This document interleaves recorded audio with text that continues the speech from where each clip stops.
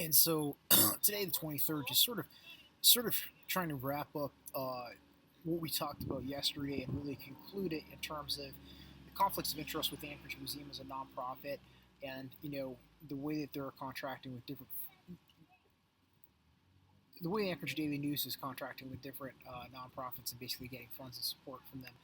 And what I jotted down was basically uh, it allows big money to take control of small donors and the business contributions and repurpose them towards the big money goals and the intent of the big money, often political, sometimes out of the scope of the mission, but more clearly allows them to get perks of giving money to a nonprofit with none of the rules governing those nonprofits, violating the law's intent, is basically the conclusion that I have. And obviously, if it's like if the Anchorage Museum is working with like a for-profit business to cater food for an event or something like that, that's totally acceptable. But this is much bigger in terms of the chunk of money, but then and also in terms of just the impact of the money that they're spending. It's really helping a for-profit organization like the Anchorage Daily News in terms of the budget. Obviously they're getting a big. They don't have to pay an employee or anything anymore, and it's also really. It's really inappropriate and unlawful on quite a few different levels, is what I've concluded, and it's something that I think if they don't correct it, uh, you know, reporting it to the Attorney General or to the IRS, and then maybe law enforcement in a lawsuit against all of those people, including the municipality, because the municipality has a responsibility through their contract to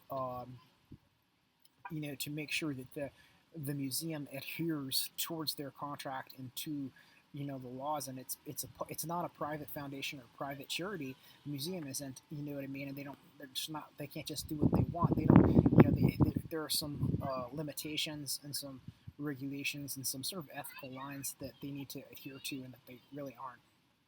And I was just saying, like, if it was a catering for an event and they were working with a for-profit business in that capacity, that's a lot more acceptable, in terms of them doing a specific thing. But if they're really, working with a specific individual too, we have to focus on with O'Malley. It's really, again, crossing that line. But then also, like, why don't the fact that, again, the money that they give to O'Malley and they're picking up the tab on that salary, it's really benefiting the Anchorage Daily News in a clear, measurable way. What is how much money? Obviously, we're wondering, is it 50, 60, 30,000, 75,000? That was the upward limit that was articulated for ProPublica in terms of their partnership with a journalist. So, that's a huge benefit to Anchorage Daily News, and we can't just overlook that and say, well, ProPublica is supporting investigative journalism. No, they're giving a chunk of money. It's like an Iditarod musher, getting a $75,000 sponsorship. They're going to go win the race, or Kyle Hopkins is going to go win the Pulitzer because he's got a $75,000 sponsorship. Him and Anchorage Daily News both do from ProPublica, and that is a huge competitive advantage over other newspaper writers, the journalists in Alaska, but also just over other publications. Over the Alaska Beacon, the Alaska Landmine, over AK News Source or AK Public News, yada, KTTO. You know what I mean? In terms of the journalist, in terms of that profession and that sphere, it really allowed Kyle to go and focus, and allowed Kyle to go get a victory, get a Pulitzer. You know what I mean?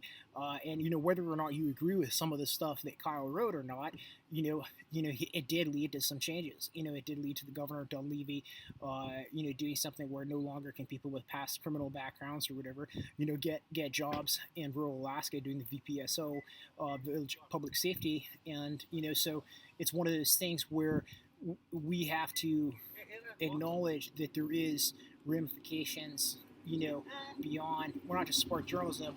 We're supporting they're supporting a specific business, a for-profit business, and allowing them to specialize on some stuff.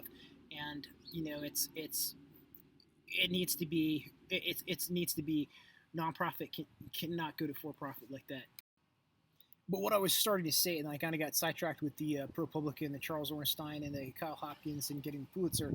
What I was starting to try to say was, focusing on O'Malley and the Anchorage Daily News, if it was just picking up O'Malley, or if Propublica had just exclusively worked with Kyle Hopkins and they had publicized Kyle Hopkins' writings on Propublica, or if O'Malley was just working exclusively with the museum as like a private contractor and was publishing her stuff through the museum, right? And Anchorage Daily News, the for-profit newspaper, was not necessarily explicitly included in the partnership. In other words, Kyle's stuff was published on the front page. Julia's stuff was probably going to get published there too. And we can't overlook the fact that Julia's bringing 15,000 followers on social media, on Twitter, over to the Anchorage Museum, and she's so there's a win-win there, and when Julia partners with the museum, or when Kyle partners with ProPublica, Kyle picks up a lot of national people from other areas who are following ProPublica and following Charles Ornstein in terms of his social media and his network. He gets more traction in terms of professionally like that. So those are real benefits to them in that partnership, and it's trying to focus here. These people are walking their kids by me. It's sort of annoying, but the perks of doing things publicly, I guess, the pros and cons of doing things publicly. But but I wanted to say, like, if Julia was just working with the museum as a private contractor, yeah. But since the Anchorage Daily News is there, the Anchorage Daily News, objectively, reasonably, we can say they are financially benefiting when the museum picks up the tab on Julia's journalism for the quote-unquote Neighbor series. It's not just a case of, the museum trying to support that journalism, right, about COVID or whatever. It's really objectively they're supporting that organization, is what I'm trying to say. Financially supporting that organization, which is a for-profit, and they're using the non-profit dollars that are sent to them, and they're supposed to be used for museum-type activities. So it's not like we're catering for an event for the museum.